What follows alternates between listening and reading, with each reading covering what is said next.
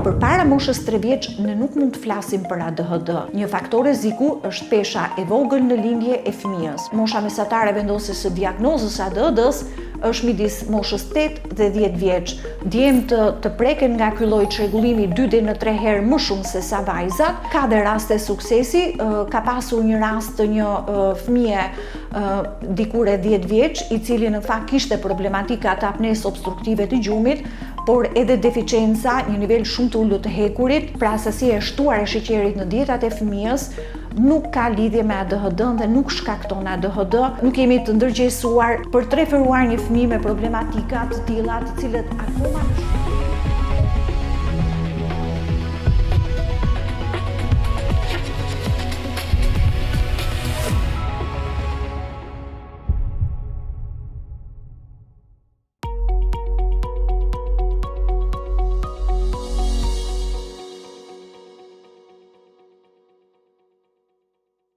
Doktorëshe, sot është bërë zakonshme të dëgjojmë fjalët është me ADHD ose shpesh edhe e jam me ADHD në të rritur, por edhe në fëmijë. Pse po ndodh? A është një trend në rritje shtimi i ADHD-s si diagnozë apo është një keq informim i qytetarëve? Janë të dyja në fakt. ADHD-ja është akronimi në anglisht për çrregullimin e deficitit të vëmendjes dhe hiperaktivitetit dhe impulsivitetit. Është një çrregullim neurozhvillimor, është një çrregullim që fillesën e ka në moshat pediatrike, por që në një pjesë të madhe të rasteve, në disa evidenca gati në gjysmën e rasteve, mund të mbartet edhe në moshën adulte. Në fakt, nëse flasim për ADHD dhe fëmia apo i rrituri merr diagnozën e ADHD-s, bëhet fjalë për një çrregullim neurozhvillimor i cili duhet të diagnostikohet nga një mjek neuropsikiatër infantil dhe nuk mundet që individi të vetë diagnostikojë ADHD-n apo të diagnostikojë ADHD-n tek fëmia i tij. Jo çdo fëmijë që është hiperaktiv, jo çdo fëmijë që ka problematika me përqendrimin, jo çdo fëmijë që është impulsiv është një fëmijë që në fakt ka ADHD. Sigurisht që për këtë pjesë fëmia duhet të plotësojë disa kritere diagnostike kryesore për sa i përket problematikave që ka ai në lidhje me këto 3 elemente që unë përmenda më sipër, por edhe nëse do të bëhet fjalë për forma që janë forma të cilat nën variante të ADHD-s që është çrregullimi kryesor. Që të vendosim diagnozën e këtij çrregullimi, përveç se një vlerësim nga ana e mjekut nëpërmjet testeve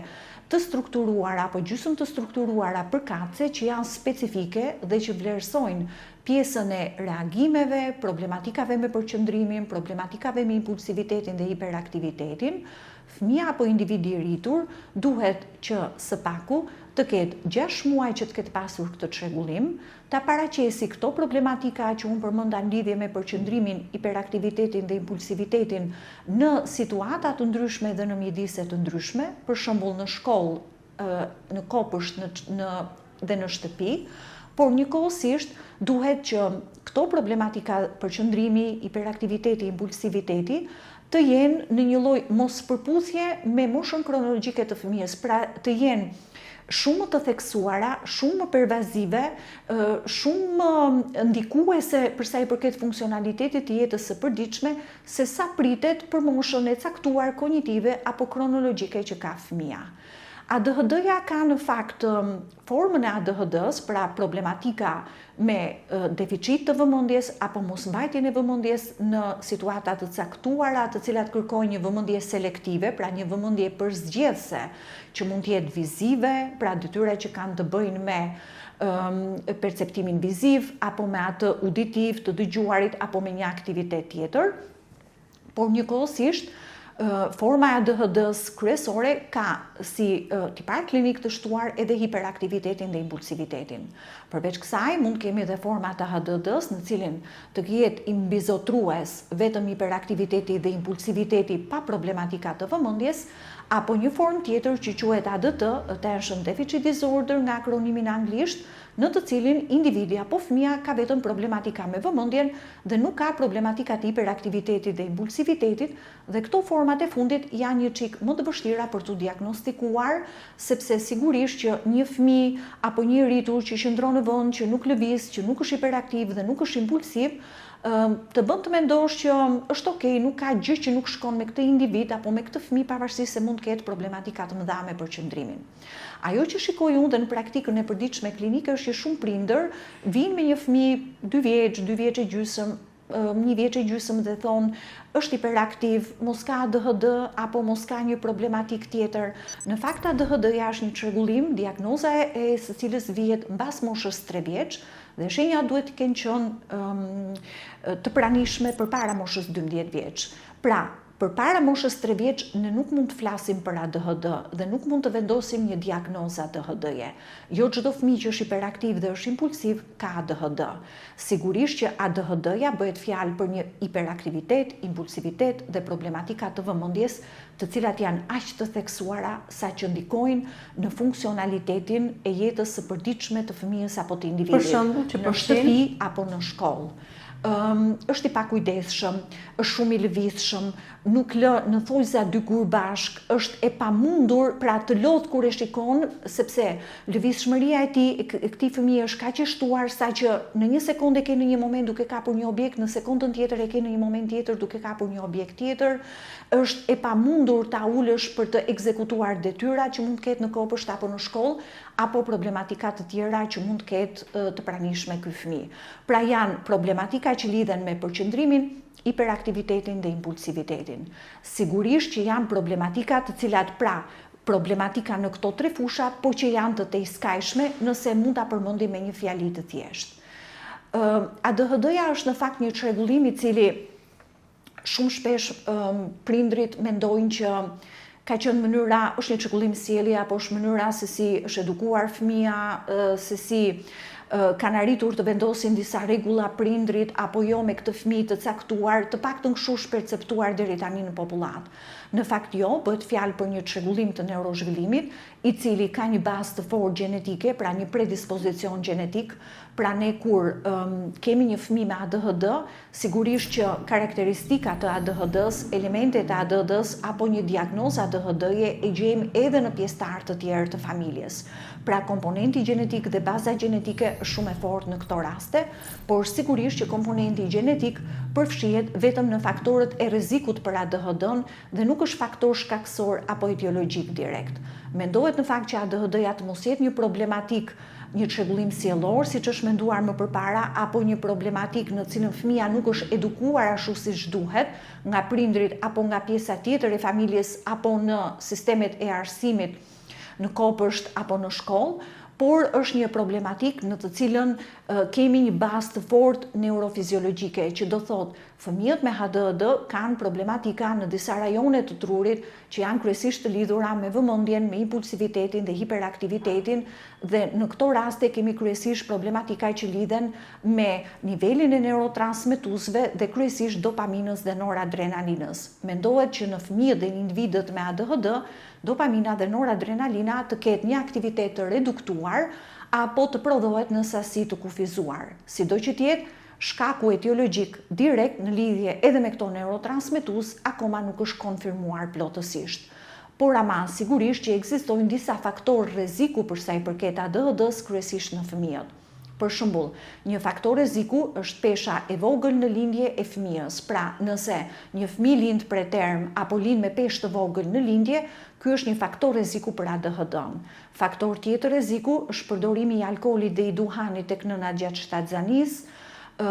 intoksikimi nga metalet e rënda, për shembull nga plumbi, apo problematika të tjera si për shembull traumat e kokës, apo infeksionet e sistemit nervor qendror, apo apnea obstruktive e gjumit, e cila është një faktor rreziku madhor për të dhënë ADHD apo problematika të tjera në fëmijë.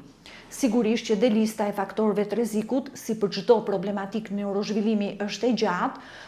Një fëmijë mund të ketë gjithë faktorët e rrezikut dhe të mos shfaqë ADHD, apo asnjë faktor rreziku dhe të ketë ADHD. Pra nuk ka lidhje direkte midis faktorëve të rrezikut dhe ADHD-s. Do doja të përmendja në fakt këtu edhe diçka tjetër, sepse sigurisht edhe me rrjetet sociale që tani më janë shumë të aksesueshme nga të gjithë individët, në një pjesë shumë të madhe të rasteve neve lexojmë edhe në rrjetet sociale, por e thonë edhe prindrit, në një pjesë të rasteve ndoshta e raportojnë edhe prindrit, ka lidhje me konsumimin e sheqerit, pra me sasinë e shtuar të sheqerit që mund të marrin fëmijët në dietat e tyre dhe rritje në hiperaktivitetit, impulsivitetit apo problematikave me përqendrimin. Në fakt, sheqeri, pra sasia e shtuar e sheqerit në dietat e fëmijës, nuk ka lidhje me ADHD dhe nuk shkakton ADHD, nuk rreshtohet as në faktorët e rrezikut për ADHD,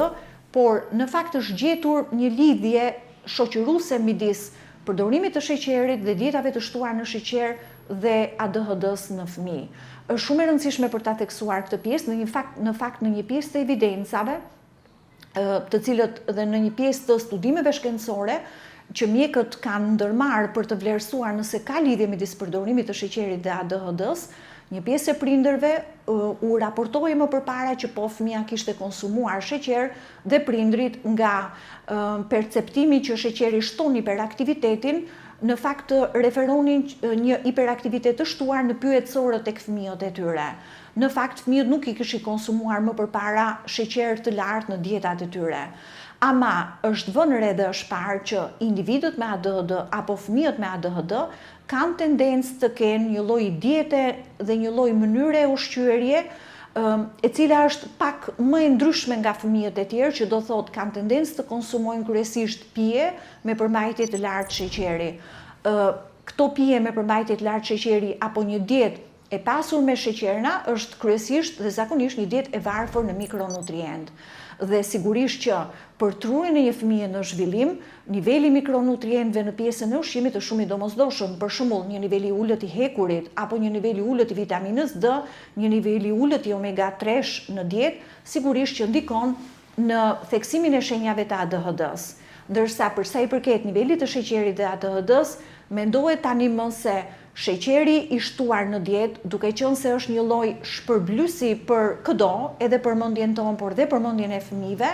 mendohet që të ketë një lidhje tjetër, pra shikohet nga ana tjetër e medaljes kjo pjesë, pra mendohet që vetë fëmijët apo individët me ADHD, duke shkuar drejt ushqimeve me sheqer dhe duke konsumuar sheqer, kanë në fakt tendencë që duke rritur nivelin e sheqerit në gjakun e tyre të rrisin nivelin e dopaminës dhe të bëjnë në thonjza një lloj mjekimi të tyre apo një lloj lehtësimi të shenjave apo karakteristikave klinike të ADHD-s. Diagnoza ADHD-s është në fakt një diagnozë që tani më në pjesën më të madhe të vendeve vendoset nga një neuropsikiatër infantil, pra duhet të jetë një neuropsikiatër infantil apo një pediatër zhvillimi që ta vendosi. Por tendenca dhe në Shtetet e Bashkuara të Amerikës dhe në Britaninë e Madhe është që për shkak të numrit shumë të lartë të rasteve me ADHD në popullat, prevalenca që jep CDC-ja është 11.4%, pra 1 në 10 fëmijë në Shtetet e Bashkuara të Amerikës mendohet që ka ADHD dhe mendohet që e ka këtë lloj çrregullimi. Pikërisht tani më tendenca është që të jenë dhe pediatrit e përgjithshëm të trajnohen dhe të jenë në gjendje për të vlerësuar çrregullime të tilla dhe sigurisht që ka ardhur koha që të rritet ndërgjegjësimi, informimi i pediatrëve të përgjithshëm në popullat për ta dyshuar nëse është ky çrregullim.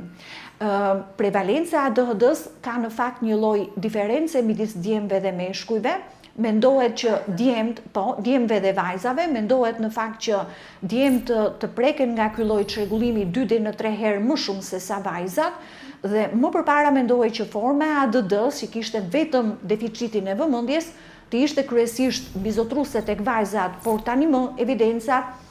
na raportojnë që pak a shumë në formën, në nën variantin, në nën tipin ADD, pra me problematika vetëm të vëmendjes, të dy sekset preken një lloj, pra preken një lloj si djemt ashtu dhe vajzat. Si ndikon ADHD-ja në performancën akademike dhe sociale të fëmijëve? Nëse është vërtet një diagnozë ADHD-je dhe dua të mësoj këtij fakti, sepse edhe në Shtetet e Bashkuara të Amerikës mendohet që është kaluar në një mbi diagnostikim. Pra, në fakt, ndonjëherë mundet të mbi diagnostikojmë fëmijë me ADHD, pra mundohemi të japim një terminologji apo të vendosim një diagnozë edhe për fëmijë që në fakt nuk e kanë këtë çrregullim. ADHD-ja ndikon dhe ndikon shumë, sepse ndikon në performancën akademike. Njëkohësisht ADHD-ja po shikohet gjithnjë më shumë që nuk është më një çrregullim më vete, është një çrregullim që mund të shoqërojë çrregullime të tjera të neurozhvillimit apo çrregullime të tjera neuropsikiatrike, qoftë në fëmijë, qoftë në të rritur. Për shembull, ekziston një lloj termi, po themi ADHD, që do thotë autizëm dhe ADHD, pra bashkëshoqërohet shumë shpesh ADHD-ja me autizëm. Një terminologji tjetër e futur vitet e fundit është ajo që quhet ADHD-ja komplekse, pra ADHD-ja që shoqërohet me një diagnozë tjetër, me çrregullime të sjelljes, me qëndrim opozicional sfidues, me sindrom obsesive kompulsive, ADHD me ankth, ADHD me depresion, kryesisht në fëmijët më të rritur apo në adoleshentët, apo në pjesën më të madhe të rasteve, kombinimi më i shpeshtë i ADHD-s është ADHD dhe disleksia, pra ADHD plus çrregullim në të lexuar apo çrregullime të tjera në të nxënë. Këto janë raste specifike, raste shumë komplekse, të cilat kërkojnë ndërhyrje multidisiplinare dhe përveç trajtimit me terapi behaviorale apo me terapi specifike, siç jemi mësuar rëndom të dëgjojmë, në këto raste patjetër që duhen përdorur edhe medikamentet, janë kryesisht medikamentet stimulante që përdoren në trajtimin e ADHD-s. ADHD-ja është një çrregullim neurozhvillimi i cili evidencat kanë treguar që vetëm medikamentet nuk japin rezultatet më të mira të mundshme, vetëm terapia behaviorale ose sjellore nuk jep rezultatet më të mira të mundshme, por kombinimi i të dyjave, pra kombinimi i terapisë medikamentoze me terapinë sjellore, japin rezultatet më të mira të mundshme në një fëmijë apo në një individ të rritur, sidomos në rastet që janë komplekse me diagnoza shoqëruese, në të cilat është shumë e vështirë dhe e pamundur që fëmia të përshtatet me sistemin e shkollës apo me sistemin e kopshtit, sepse nuk mund të qëndrojë ulur në tavolinë, nuk mundet të ndjekë një detyrë që kërkon dhe do edhe një vëmendje prej shumë pak minutash. Është impulsiv dhe është i rrezikuar në çdo moment për të kryer apo për të bërë veprime të cilat rrezikojnë jo vetëm atë, por edhe personat rrethues. Pra shumë e vështirë dhe shumë e lodhshme që të ndjekësh një fëmijë të tillë apo të menaxhosh një fëmijë të tillë. Dhe në këto raste sigurisht që duhet ndjekur terapia e kombinuar me mjekim medikamentoz dhe me mjekim behavioral. Mjekimi medikamentoz ama nuk fillohet në moshat shumë të hershme, pra nuk fillohet në fëmijët shumë të vegjël përpara moshës 6-7 vjeç. Mjekimi medikamentoz me stimulant, të cilët janë barna, janë medikamente që kanë efekte anësore, fillohet në moshat më të vona. Por ama duhet theksuar dhe një gjë tjetër që mosha mesatare, pavarësisht se ne thamë që diagnoza ADHD-s mund të vendoset mbas moshës 3 vjeç, por shenja duhet jenë të pranishme përpara moshës 12 vjeç. Në pjesën më të madhe të vendeve, mosha mesatare vendosjes së diagnozës ADHD-s është midis moshës 8 dhe 10 vjeç. Pra fëmia ka shkuar ndërkohë në shkollë, ka ndjekur 1 ose 2 vite të shkollës dhe shfaq problematika madhore në pjesën akademike, të cilët e detyrojnë mësuesin që të referojë tek prindi apo prindin që të referohet në një profesionist, në një mjek që merret me diagnozën e ADHD-s. Mund të na tregosh në një rast suksesi? Sigurisht që ka dhe raste suksesi, sigurisht që unë thash që mbi 80% të rasteve thonë evidencat ADHD-ja nuk është më vete, por është shoqëruar me problematika të tjera, dhe këto raste bëjnë dhe më komplekse ndjekjen në dinamik të një fëmijë apo të një individi me ADHD. Ka dhe raste suksesi, ka pasur një rast të një fëmije dikur e 10 vjeç, i cili në fakt kishte problematika të apnesë obstruktive të gjumit, por edhe deficienca, një nivel shumë të ulët të hekurit, një anemi, një nivel shumë të ulët të vitaminës D, i cili nuk arriti të trajtohej me medikamente me stimulant, sepse fal terapisë behaviorale sjellore dhe fal suplementimit, pra pjesës alternative të trajtimit, të cilën fakt nuk e përmendëm, por dhe suplementet gjejnë goxha vend në përdorim në trajtimin e një fëmije me ADHD, dhe kryesisht në pjesën e suplementeve unë dua të përmend në krye të listës omega-3-shin, që janë acidet yndyrore të cilët ndihmojnë në trurin të funksionojë në gjendjen më të mirë të mundshme dhe normalisht, por njëkohësisht dhe përdorimi i suplementeve me vitamin D, me hekur, me zink apo me preparate të tjera, një dietë strikte, pa kolorant, pa konservant, pa aditiv, pa me ushqimet junk, siç i quajmë ne, pra ushqimet e shpejta apo ushqimet fast apo ushqimet e procesuara, ushqimet e bëra në mënyrë industriale, arriti që brenda një periudhe kohe, pra brenda disa vitesh, të arrijej të menaxhohej situata. Në fakt, pavarësisht se ne themi që kemi fëmijë me hiperaktivitet, kemi fëmijë me problematika të vëmendjes, kemi fëmijë me impulsivitet, shumë pak prindër, akoma shumë pak prindër në Shqipëri mund t'i drejtohen një neuropsikiatri infantil vetëm për problematikat të tilla që lidhen me ADHD-n tek fëmia. Pra akoma nuk kemi të ndërgjegjësuar, ndoshta edhe për shkak të ndërgjegjësimit të pak të pediatrëve të përgjithshëm, për të referuar një fëmijë me problematika të tilla, të cilët akoma në Shqipëri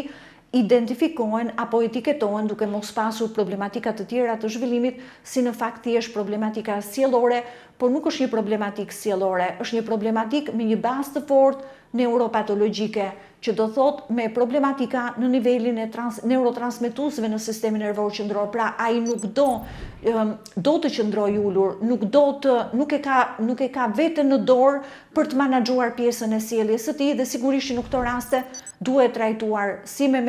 mjekim medikamentos, si me terapi sjellore apo behaviorale. Përse ADHD-ja mbetet shpesh e pa diagnostikuar tek vajzat dhe a është e shërueshme? ADHD-ja mbetet e pa diagnostikuar tek vajzat, në fakt kohët e fundit ky mit ka rënë. Pra mendohet që sepse vajzat nuk kanë kryesisht atë formën me predominim të problematikave vetëm të vëmendjes, pra të deficitit të vëmendjes apo mospasjes së vëmendjes në detyra që kërkojnë vëmendje selektive, dhe ndërkohë nuk e kanë në klinikën e tyre shenjë kryesore apo shenjë dominante hiperaktivitetin dhe impulsivitetin. Dhe duke qenë të tilla, duket sikur ato qëndrojnë ulur aty në bankë dhe thjesht nuk janë aty, thjesht janë të përhumbur, thjesht duket sikur shikojnë ëndra me sy hapur. Dhe një fëmijë i tillë apo një individ i tillë nuk përbën problem për klasën, nuk përbën problem për mësuese, nuk përbën problem për prindin. Dhe duke qenë se nuk arrin të lëvizi apo nuk ka këtë hiperaktivitetin apo impulsivitetin e shtuar dhe nuk pengon grupin në thonjza, sigurisht që janë raste dhe forma që kalojnë pa u vënë re. Dua të përmend edhe diçka tjetër, që ashtu si ne për autizmin themi që individët me autizëm që janë verbal, që arrin të zhvillojnë gjuhën e folur, që kanë gjuhë